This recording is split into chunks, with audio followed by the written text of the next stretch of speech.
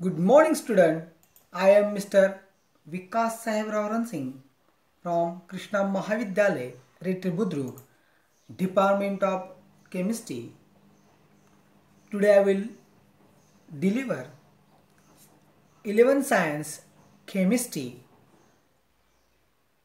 topic elements of group 13, 14 and 15. Dear student, you are familiar with the word elements. Elements means मूलद्रव्य. And dear student, you are also familiar with the word periodic table. मूलद्रव्यांची आवर्त सारणी.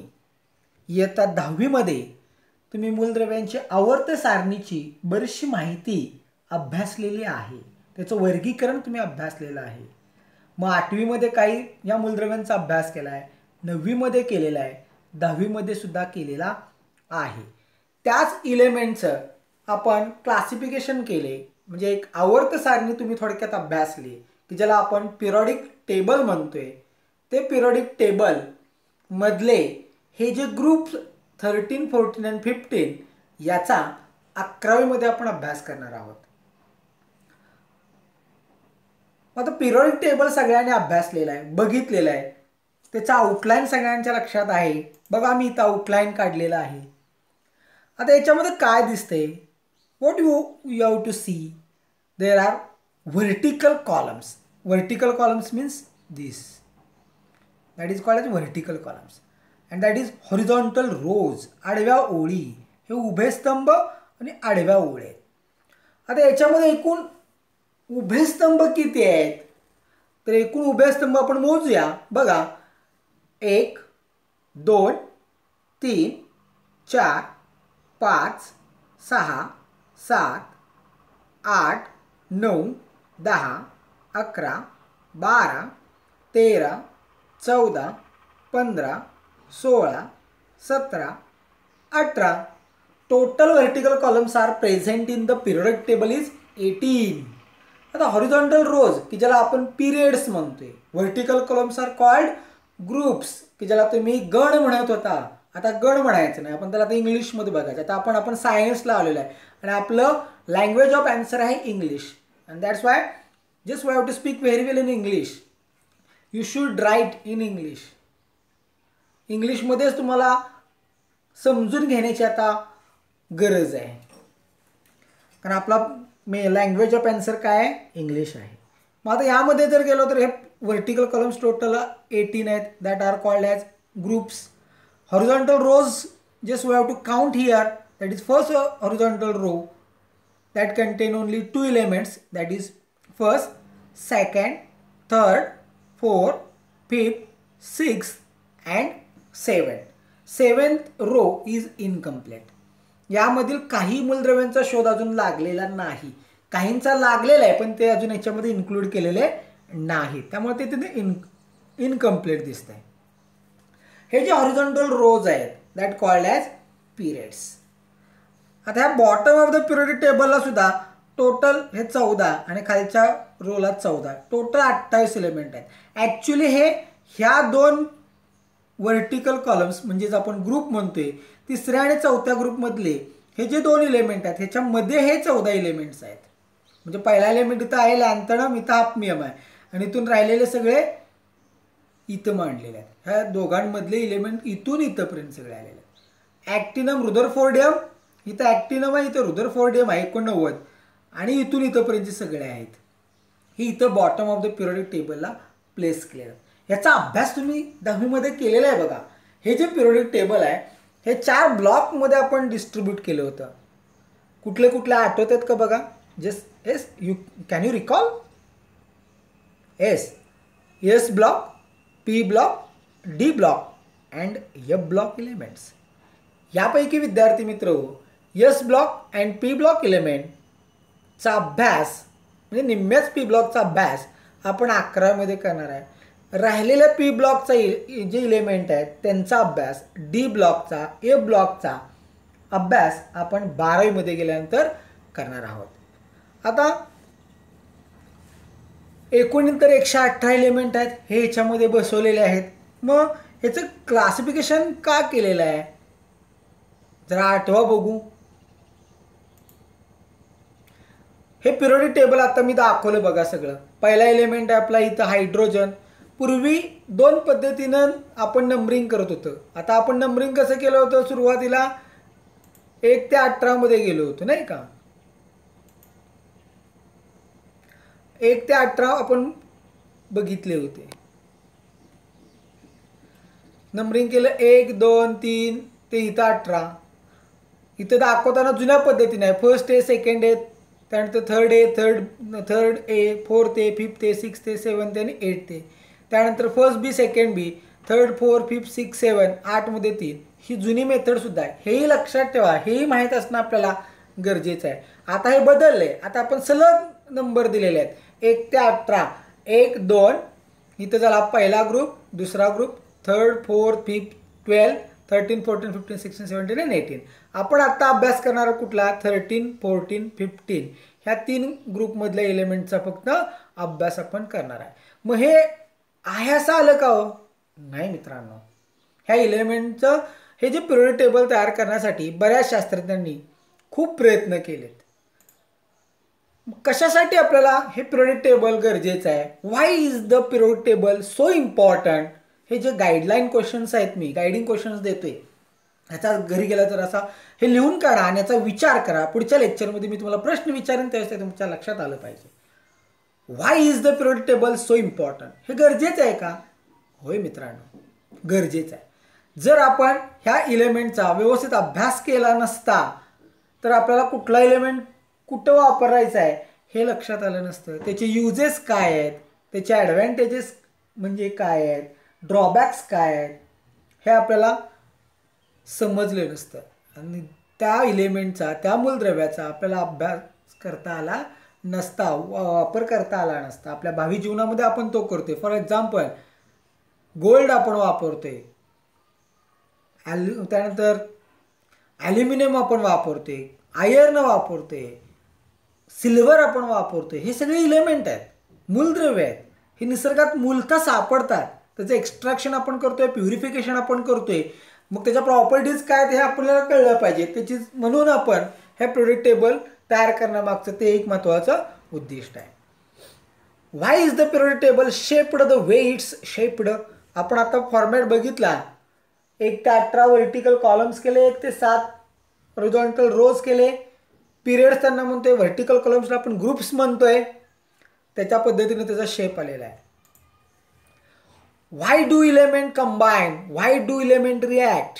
मग ते element combine का होत आहेत, react कसे होत आहेत, यासाठी आपल्याला शिकणं गरजेचं आहे. What other patterns are there in the world? दुसरा पॅटर्न आहे का इलेमेंट रिप्रेझेंट करण्याचा हे पिरियोडिक टेबल शिवाय? नाही. ह्याच पॅटर्नमध्ये कुठेही जावा जगामध्ये, पिरियोडिक टेबल म्हटलं की या पद्धतीनेच ड्रॉ केले जाते.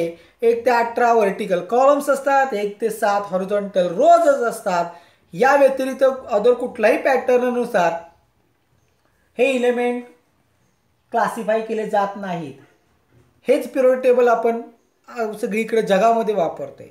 And how do they help us? ते आणि ते आपल्याला उपयुक्त आहे. त्या इलेमेंटची पोझिशन त्या पिरियोडिक टेबलमध्ये काय आहे, ते पिरियोडिक टेबल अरेंज करण्यासाठी त्याच्या प्रॉपर्टीज सुद्धा कन्सिडर केलेल्या आहेत. त्यामुळे तो एलिमेंट मेटल आहे, नॉन मेटल आहे, मेटलॉइड आहे, गॅस आहे, मोनोएटॉमिक आहे, डायॲटॉमिक आहे, हे सगळी माहिती ह्या पिरियोडिक टेबल शिवाय आपल्याला मिळू शकत नाही. आणि म्हणून हा पॅटर्न सुद्धा एकसारखाच आहे. मग दॅट टेबल कंटेन म्हणजे पिरियोडिक टेबल जे आहे त्यामध्ये काय आहे? पहिल्यांदा त्यांचं ऑर्गनायझेशन आहे. हे पिरियोडिक टेबल आपण मेंडेलिव्हचं पिरियोडिक टेबल म्हणून वापरतोय. त्यानंतर मॉडर्न पिरियोडिक टेबल आहे, म्हणजे आता आपण अलीकडे वापरतोय ते मॉडर्न पिरियोडिक टेबल. याचा बेस मेंडेलिव्हनं दिला, पण आता आपण ॲडव्हान्स. त्याच्यामध्ये ड्रॉबॅक्स होते, काही ॲडव्हान्टेजेस सुद्धा होते त्या पिरियोडिक टेबलला. ते दूर करून आपण मॉडर्न पिरियोडिक टेबल वापरतोय. त्यामध्ये ग्रुप्स ऑफ द इलेमेंट्स आहेत. कुठले कुठले आहेत? मेटल, नॉन मेटल, मेटलॉइड्स आहेत. त्या एलिमेंटची डिस्कवरी आहे. Origin of the name of the element आहे, ऑफ द सिलेक्टेड इलेमेंट्स आहेत. हे सगळे सिलेक्टेड आहेत. Origin of the name of the element आहे. आणि डिस्कवरी. त्याचप्रमाणे ते इलेमेंट जे आपण पिरियोडिक टेबलमध्ये अरेंज केलेत ते कशाच्या आधारे केलेत, तर त्या इलेमेंटचे इलेक्ट्रॉन आपण फिलिंग करत गेलो, त्यांची ऑर्डर आपल्याला माहिती आहे, त्यानुसार आपण ते प्लेस केलेत. कुठलाही इलेमेंट कुठेही प्लेस करून चालत नाही. मग त्यामध्ये मोनो ॲटॉमिक कुठले आहेत, डायॲटॉमिक कुठले आहेत, हे सुद्धा आपल्याला सांगता येते. त्याचप्रमाणे त्यांचे ट्रेंड्स आपल्याला बघता येतात. साईज कसा आहे, आयनेशन एनर्जी कशी आहे, समरी आपल्याला सांगता येते काही सेकंदामध्ये. इसेन्शियल इलेमेंट कुठले आहेत, इलेमेंट प्रोजेक्ट कुठले आहेत, हे सगळी माहिती ह्या टेबलमध्ये आपल्याला दिली जाते. आणि त्या टेबलला नाव दिलं जाते. काय नाव देतो आपण, आवर्त सारणी, म्हणजेच पिरियॉडिक टेबल. काय म्हणतोय आपण त्याला इथं, पिरियॉडिक टेबल म्हणतोय. या सगळी माहिती हे आपल्याला एका दृष्टिक्षेपामध्ये दिसते. एक वन टाइम आपण फोकस केले की आपल्याला तो इलेमेंट, त्याच्या प्रॉपर्टीज, त्याची जागा त्या पिरियॉडिक टेबलमध्ये, तो मेटल आहे, नॉन मेटल आहे, मेटलॉइड आहे, डायॲटॉमिक आहे, मोनो ॲटॉमिक आहे, त्याची आयनेशन एन्थॅल्पी काय आहे, साईज काय आहे, हे सगळं आपल्याला याच्यामध्ये कळत असते. असं हे पिरियॉडिक टेबल आहे. मग आता हे पिरियॉडिक टेबल तयार करण्यासाठी कुणी कुणी श्रम घेतलेत तेही आपल्याला माहीत पाहिजे. त्याचप्रमाणे we should be able to discuss atomic structure and periodicity, हे आपल्याला याच्यामध्ये डिस्कस करता येते. त्याच्यावरनं काय सांगतोय आपण, तर आयडेंटिफाय केलेत. काय identify, characteristics and perform calculation with frequency and wavelengths. Know the relationship between types of electromagnetic radiation and energy. For example, gamma rays are the most damaging आहे. कुठले एलिमेंट आहे गॅमा रेज काय करतात, बाहेर टाकतात, हे आपण याच्यामध्ये बघितले. Know what exhibit continuous line spectra, continuous and line spectra कोण देते. Know what each of 4 quantum numbers NLM and S, इथे एम एस म्हणजे यस घेतोय आपण. हे क्वांटम नंबर आपल्याला माहीत असलं पाहिजेत. हे क्वांटम नंबर सुद्धा आपल्याला त्या पिरियॉडिक टेबलमध्ये दाखवता येतात. प्रिन्सिपल क्वांटम नंबर असेल, अझिमुथल क्वांटम नंबर असेल, मॅग्नेटिक क्वांटम नंबर असेल, स्पिन क्वांटम नंबर असेल, ही सुद्धा माहिती आपल्याला पिरियॉडिसिटीमध्ये मिळते. आयडेंटिफाय करतोय आपण क्वांटम नंबर, आत्ताच आपण बघितलं. Write complete and short hand electronic configuration as well as orbital diagrams for an atom or ion of an element. आपल्याला इलेक्ट्रॉनिक कॉन्फिगरेशन कम्प्लीट किंवा शॉर्टमध्ये लिहिण्याची सुद्धा सुविधा ह्या पिरियॉडिक टेबलमध्ये आपण मिळतोय. Identify the number and location of the valence electron in atom. Apply the trends in atomic properties such as atomic radii, ionisation energy, electronegativity, electron affinity and ionic size. त्याचप्रमाणे ह्या पिरियॉडिक टेबलचं मग development कसं झालं, कुठल्या कुठल्या शास्त्रज्ञाने हे periodic table develop करण्यासाठी आपलं आयुष्य घालवलं ते आपण इथं बघतोय. एक म्हणजे पहिल्या laws of triads. Laws of ट्राइड्समध्ये काय आहे, 3 मूलद्रव्यांचे गट केले गेलेत. Elements could be classified into groups of 3. 3 मूलद्रव्ये एकत्र आणली, पण कशा आणलेत, पहिल्या आणि तिसऱ्या मूलद्रव्याचं जे ॲटॉमिक मास आहे त्याचं ॲव्हरेज काढलं. ॲव्हरेज काढल्यानंतर जे उत्तर येईल, ज्या इलेमेंटचा तो मास नंबर असेल तो तिथे इलेमेंट आपण प्लेस केला. हे करत असताना त्याचे ट्रेंड्स बघितले गेले.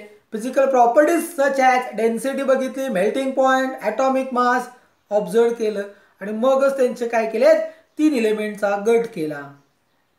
आणि हे करण्याचं काम कुणी केलंय, JW डोबेरायनर 1829 साली पहिल्यांदा यांनी प्रयत्न केला आणि 3 मूलद्रव्यांचे गट केले आणि असे हा पिरियॉडिक टेबल तयार करण्याचं काम केलं. But that periodic table has a limitations, त्याला काही लिमिटेशन्स होते, काही ड्रॉबॅक्स होते आणि म्हणून नवीन आले JAR न्यूलँड्स. 1864 साली त्यांनी ऑक्टेव्ज तयार केले. काय तयार केले, ऑक्टेव्ज, लॉज ऑफ ऑक्टेव्ज. आता काय केलं, एकूण त्या काळात आपल्याला 62 मूलद्रव्ये माहित होती आणि ते arranged the 62 elements into groups of 7. म्हणजे 62 मूलद्रव्ये आपल्याला माहित होती, त्यांनी 7 पहिले मूलद्रव्य मांडले. 7व्या नंतर 8वा मूलद्रव्य जो मांडला तो पहिल्याच्या खाली मांडला according to increasing atomic mass. He proposed that an 8th element would then repeat the properties of the first element in the previous group. पहिल्या एलिमेंटच्या खाली जो आठवा मूलद्रव्य येतोय त्या पहिल्या मूलद्रव्याच्या आणि आठव्या मूलद्रव्याच्या प्रॉपर्टीज रिपीट होताना दिसत आहेत आणि म्हणून त्याला ऑक्टेव्ज म्हटलं गेलं. असे अरेंजमेंट केलं 62 नोन एलिमेंटचं into groups of 7 according to increasing atomic मासनं केलं. आणि कुणी केलंय? J.A.R. न्यूलँड्सनी केले 1864 साली. पण ह्याही टेबलला काय होत्या? लिमिटेशन्स होत्या, काही ड्रॉबॅक्स होते आणि म्हणून लॉथर मेयर 1830 आणि 1895 त्यांचा कार्यकाळ invented periodic table independently of मेंडेलिव्ज.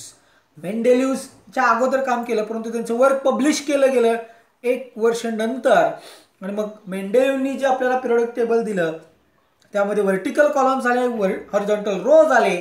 पण या व्हर्टिकल कॉलम्समध्ये आणि हॉरिझॉन्टल रोजमध्ये त्या काळात जी मूलद्रव्य माहित होती ती अरेंज केली गेली increasing order of their again atomic मासनं. आणि अगेन दे हॅव लिमिटेशन्स. त्या पिरियोडिक टेबलला सुद्धा लिमिटेशन्स होतं पण advantages, good thoughts, good advantages होते. काही चांगल्या बाबी त्याच्यामध्ये आपल्या लक्षात आलं. त्या काळात ज्या मूलद्रव्यांचा शोध लागला नव्हता त्या मूलद्रव्यांची जागा सर मेंडेलिव्हनी रिकामी ठेवली. नंतर ते इन्व्हेंटेड झाले, नंतर तिथं प्लेस केले. परंतु हे सगळं करत असताना प्रत्येक शास्त्रज्ञांनी हे पिरियोडिक टेबल आपल्या परीने जे तयार केलं हे increasing order of their atomic मासनं केलं गेलं आणि त्याला भरपूर लिमिटेशन्स आले. आणि त्यानंतर मॉडर्न पिरियोडिक टेबल मोस्लेनी जे तयार केलं यामध्ये व्हर्टिकल कॉलम्स आहेत, हॉरिझॉन्टल रोजच आहेत. एकूण 18 व्हर्टिकल कॉलम्स आणि 7 हॉरिझॉन्टल रोज. यामध्ये 92 मूलद्रव्ये त्या काळात माहीत होती ती त्याच्यामध्ये प्लेस केली.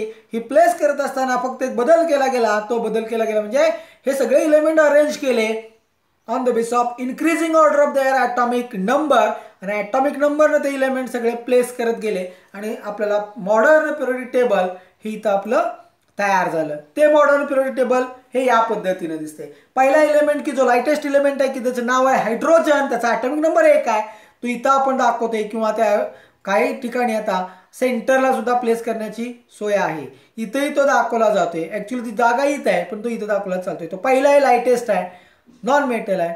हेलियम दुसरा आहे, lithium atomic number 3, beryllium 4, boron, carbon, nitrogen, oxygen, fluorine, neon, sodium, magnesium असे इलेमेंटचं क्लासिफिकेशन केलं. आणि मॉडर्न पिरियोडिक टेबल आज मितीस आपण जगामध्ये ॲक्सेप्टेड आहे आणि तेच काय करतो इथं वापरतोय. आणि हे सगळे इलेमेंट जे क्लासिफाय केलेत पिरियोडिक टेबलवरती. दुसरा पॉईंट आहे अरेंजमेंटचा, तो म्हणजे इलेक्ट्रॉनिक कॉन्फिगरेशन. आणि ह्या इलेक्ट्रॉनिक कॉन्फिगरेशनवरती आधारित ह्या पिरियोडिक टेबलचे एकूण 4 ब्लॉक्स तयार केले गेले, 4 गट तयार केले गेले.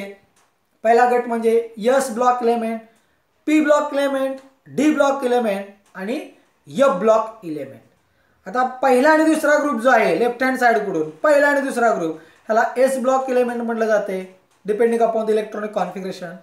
3 ते 12 मध्ये मूलद्रव्यात scandium to zinc, yttrium to cadmium, lanthanum to mercury, actinium आणि ही सिरीज अजून इनकम्प्लीट आहे. ह्यामधले जे इलेमेंट आहेत त्यांना डी ब्लॉक इलेमेंट म्हटलं जाते. लॅन्थनम, हाफनियम, ॲक्टिनम, रुदरफोर्डियम यामधले 14 ते 28 element bottom of the periodic टेबलला प्लेस केलेत. त्यांना आपण F ब्लॉक इलेमेंट म्हणते. ते ॲक्च्युली डी ब्लॉकमधलेच आहेत. त्यांना आपण दुसरंही नाव देतोय इनर ट्रान्झिशन इलेमेंट. यांची ओळख इनर ट्रान्झिशन इलेमेंट नाही होते. ह्यांना ट्रान्झिशन इलेमेंट म्हटलं जाते, यांना इनर ट्रान्झिशन इलेमेंट म्हटलं जाते. ह्या 2 ब्लॉकचा अभ्यास आपण 12वीत करणार आहे. हा S ब्लॉक फर्स्ट सेकंड 13 ते 18 या इलेमेंटचा, 13, 14, 15चा 11वीत, 16, 17, 18 इलेमेंट या ग्रुपचा अभ्यास आपण 12वीमध्ये करणार आहोत. आणि आज आपण बघणार आहोत तो म्हणजे elements of group 13, 14 and 15. They are collectively called as B block elements. अशा पद्धतीचा हा पिरियोडिक टेबलचा डिस्कवरी आहे, लक्षात ठेवा. या पद्धतीनं हे पिरियोडिक क्लासिफिकेशन केलंय. अशा पद्धतीनं तुम्ही 10वी पर्यंत अभ्यास केलेला आहे, तो मराठीत केलेला आहे. आता मात्र इथून पुढे आपल्याला सगळे पेपर जे लिहायचे आहेत मराठी सोडून सगळे इंग्लिशमध्ये लिहायचे आहेत. आणि त्यामुळं इंग्लिशचा सराव करायचा. त्यासाठी एक सोपी अभ्यासाची पद्धत, सगळ्यांनी पहिल्यांदा आपलं केमिस्ट्रीचं पुस्तक हे विकत घ्यायचं. ज्यावेळेस आपण अभ्यासाला बसणार आहोत किमान दिवसातून 1 तास केमिस्ट्रीसाठी आपण अभ्यास केलाच पाहिजे. करत असताना एक कोरा कागद एक सिस पेन्सिल, एक खोड रबर, एक इरेजर, एक शार्पनर घेऊन बसायचं. Line to line. आता आपण एलिमेंट्स ऑफ ग्रुप 13, 14 आणि 15 पहिल्यांदा समजेल असं नाही, वाचायला सुरुवात करायची. वाचाल तर वाचाल, लाईन टू लाईन वाचायचं. त्या लाईनमध्ये जे डिफिकल्ट वर्ड येतील ते लिहायचे, जे समजत नाही ते लिहायचे. डिक्शनरी काढायची, अर्थ बघायचा. त्यातूनही काय समजलं नाही आमच्याकडे यायचं. आम्हाला ज्यावेळेस मोकळा वेळ असेल त्यावेळेस तुम्ही या मधल्या सुट्टीमध्ये या. शाळा भरायच्या अगोदर लवकर या. 10 मिनटं आम्ही 15-20 मिनटं आम्ही आधीच आलेलो असतोय. शाळा सुटल्यानंतर एक 10-15 मिनटं आम्ही थांबलेलो असतोय. त्या काळात या. त्यावेळेस तुम्ही विचारा, त्यावेळेस तुमच्या डिफिकल्टी सॉल्व्ह केल्या जातील. पण जोपर्यंत तुम्ही स्वतःहून वाचत नाही तोपर्यंत तुम्हाला काय कळणार नाही. आणि तुमचं मीडियम बदललं आहे. तुम्ही 11वी मराठी मीडियम, 10वीमध्ये मराठी मीडियममधून 11वीमध्ये आलेला आहात सायन्सला. मीडियम बदलते. 10% विद्यार्थी सेमीचे माध्यमचे असतील, त्यांना हे वर्ड्स माहीत आहेत, त्यांच्या कानावर गेलेले आहेत, त्यांनी ते अभ्यासलेले आहेत. म्हणजे मराठी मीडियमचे विद्यार्थी आहेत, त्यांनी घाबरून जायचं नाही. तुम्ही या पद्धतीने अभ्यास करा. केमिस्ट्रीसारखा सोपा विषय नाही, हे लक्षात ठेवा. आणि next lecture we have to discuss the P block element, that is elements of group 13, 14 and 15.